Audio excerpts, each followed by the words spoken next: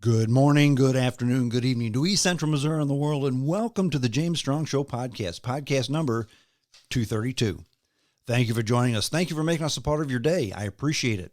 This podcast was recorded on the morning of Saturday, August the 28th, from the James Strong studio in western St. Charles County. The world's a mess. Afghanistan, COVID-19, us fighting one another as to if we want to get vaccinated, and fighting one another as to what our involvement needs to be in being the policeman of the world. I have as my guest, he's been on before, Matt from the Vote Matt podcast. Say that 3 times strong. Good morning, Matt. How are you? Good morning, sir. Hey, glad to be back. Glad to have you back. In fact, actually, we tried to put together at the last minute kind of a Vote Matt, James Strong, Twin Spin podcast together. But unfortunately, we both have day jobs because the podcast world doesn't pay enough or at all. But, so we had the day jobs. So we're kind of doing it now. I will say that you did a Facebook Live. Yes, sir. And it was well done. I enjoyed it. I tuned in just a little bit when I could, and then duty called, and I didn't want to be on Facebook while the boss is paying me to do my job. So, but I did watch it this morning so I watched Facebook Live, but not live. Not live. Wanted to talk about 2 things today, the 2 biggest things in the news, and that's COVID-19 and that whole mess in Afghanistan, and not necessarily in that order.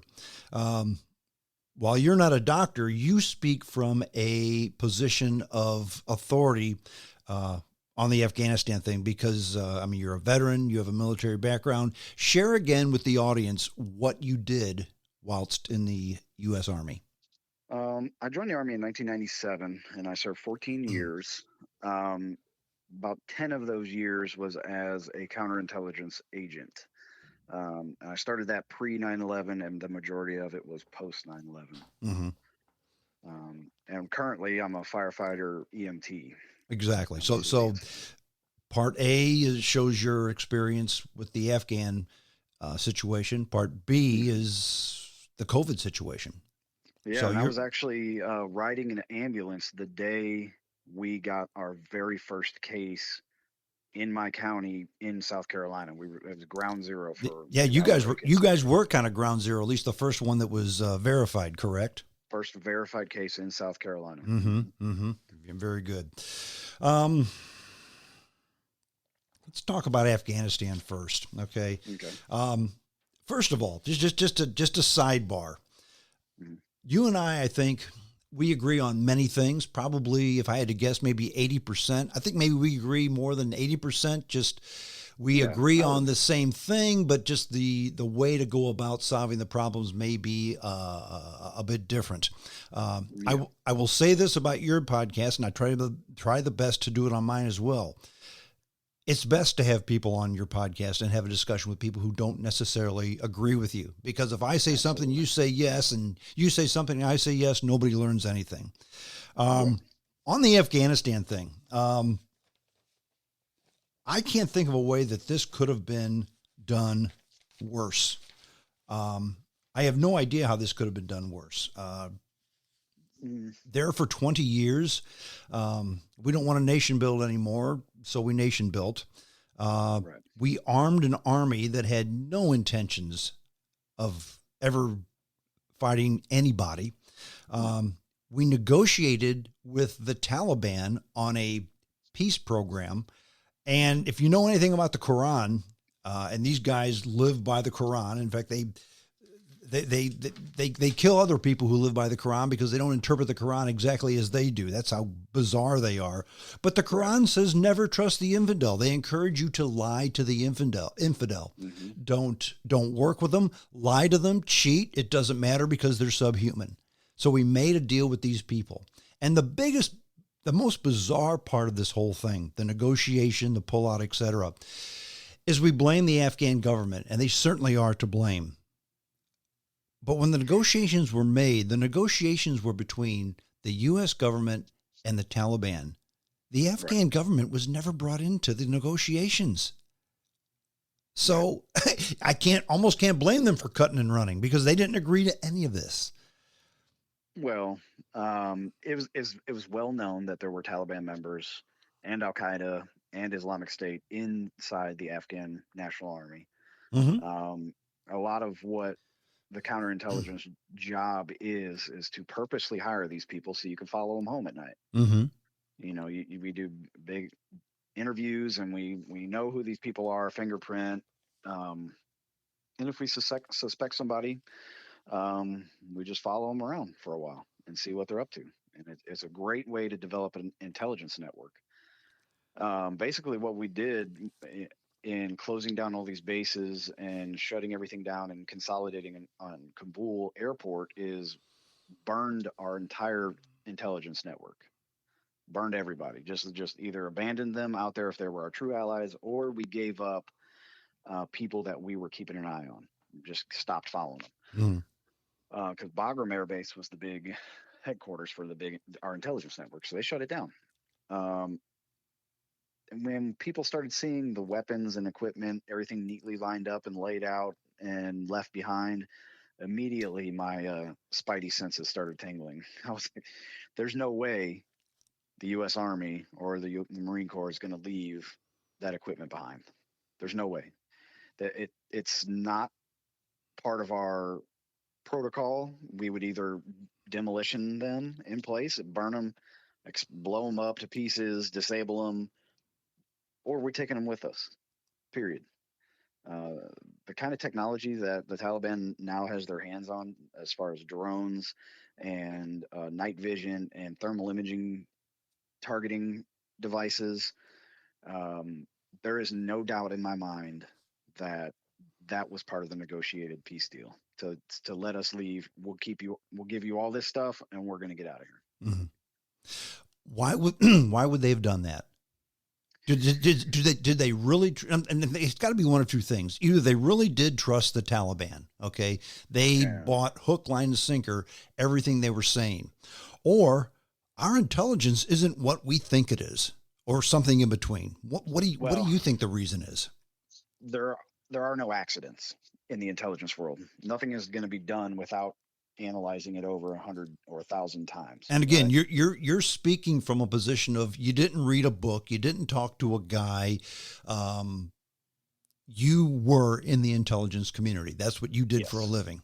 Yeah, so stuff will be gathered. You go into a briefing room, everybody gives their information, it goes up the chain to whoever, and it comes back down, and then there's a big briefing putting saying this is what we feel is the best course of action, or this is what we feel we're looking at.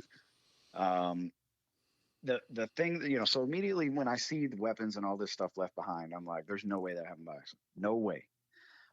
Then I see a little bitty blurb. I was in the engine, and I'm a lieutenant on the engine, so I'm up in the front seat. I have an iPad. I turned the iPad on. There was a little Apple News thing at the bottom, and you could barely see it.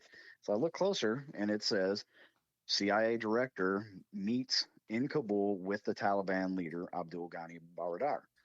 And I was like, wait a second, that's not right. Did I just read that correctly? The actual director of the CIA, flew to Kabul and met with the leader of the Taliban. So that was crazy. So I looked up the guy's name. Abdul Ghani was a resident of Guantanamo Bay. He had been captured on the battlefield and sent to Guantanamo Bay. He petitioned the U.S. government for a release because he said he needed to go home and check on his farm and his family. So Mm-hmm. President Obama at the time said, that's a pretty good reason to let a Taliban leader go. We're going to go ahead and let you go. And Check let on me the farm. guess, he promised not to get re-involved. Yeah, he probably said, I'm never going to pick up a weapon again. But you got to look at the main crop, the main export of Afghanistan. It's opium. Opium. It's basically the only export. Yes. And there's a huge cache of minerals in the mountains up there that China would love to get their hands on. Isn't And they it like probably the will. Saudi Arabia of lithium? Yes, lithium. There's a few other parts that go in for cell phones usage and Mhm. small computers. And lithium, by the way, is what's necessary for lithium ion batteries, which the whole world has to run on because they're going to make every other power source illegal. Yeah, there's platinum up there, palladium, all sorts of stuff.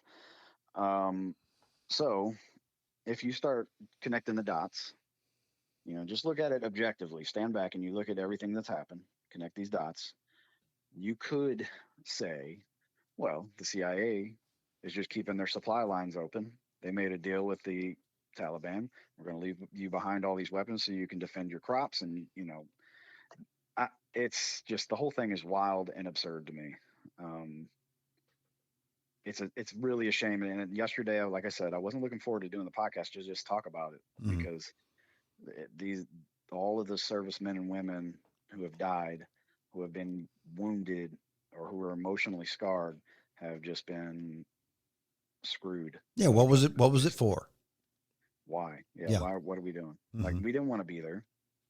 We don't care about Afghanistan. We just wanted to go, you know, kick some butt after 9/11 Mm-hmm. and get our revenge. Um, and it turned into just basically a big money laundering scheme. Well, the thing is, and I'm going to link the two together, kind of, and it has to do with Afghanistan and the whole coronavirus thing. They are kind of linked because you always have a goal, the ultimate goal, okay? Mm-hmm. And you can't look past the ultimate goal. And the ultimate goal for the coronavirus thing was to flatten the curve so that the hospitals didn't fill up with ICU patients. The ultimate goal of going into Afghanistan was to get Osama bin Laden. Okay. Right. Now, These were the stated goals. that's correct. Well, that's, Goals. yeah, exactly. Those were the stated goals of those two things. Okay. And everything that's done when meeting a goal like that, Jordan Peterson talks about this. When trying to meet a goal, every other minor goal has to be has to be going towards the ultimate goal, the mega goal. Okay. Right. And what's the best way to do it? And the best way is not to spend trillions of dollars trying to convince the Afghan people that they need a real country, which Afghanistan has never been a real country, ever. It's been a bunch of warlords. So we're going to turn you into back before the Soviets invaded, it was on its way to becoming a modern nation.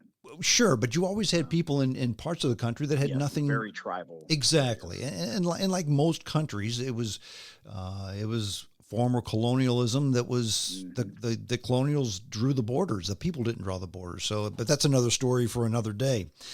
But if the ultimate goal was to get Osama bin Laden, why didn't we just send special forces in there and get Osama bin Laden? I mean, if I hear War is you, a racket, as Smedley Butler wrote once. What's that? General Smedley Butler. Yeah. General Smedley Butler was a World War I veteran. He was a 4-star Marine Corps general. Mm-hmm. After the war, he wrote a paper called War is a Racket. Mm-hmm. And you can get it on Amazon. But it's basically how these huge corporations control what Eisenhower said, the military industrial complex. Mm-hmm. It's all, you follow the money. Mm-hmm. That's just not war. That's basically everything. If you want to know why something happened, you follow the money, and that's probably 90% of why things are the way they are. And so, if you follow the money, you can find out what's going on. Our leadership.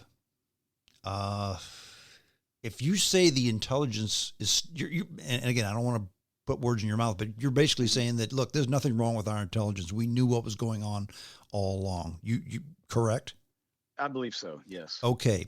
So it wasn't an intelligence failure. In other words, we really did know what was going on. So in your opinion, you can't put the blame on bad intelligence. No. Can you put the blame on bad leadership at the top? And I'd have to say the president on down. And when I say the president, I mean President Biden and President Trump and President Obama and President Bush. I mean, all of them that were involved. And Clinton as well. And that was Clinton? Because 9/11 in Clinton was president in 1998 when we bombed Afghanistan first time. Okay. Very first time. Okay. Okay. Then Because we'll, I think it was after,